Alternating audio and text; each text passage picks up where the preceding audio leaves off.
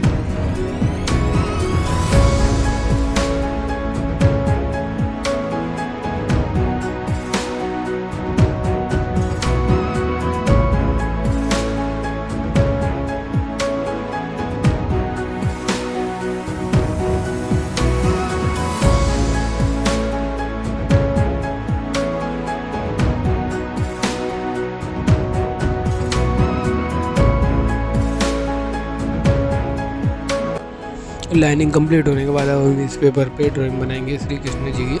अगर आपको श्री कृष्ण जी की फ़ोटो देखनी है तो डिस्क्रिप्शन में मैंने लिंक दे रखा है, वहाँ से आकर देख सकते हैं।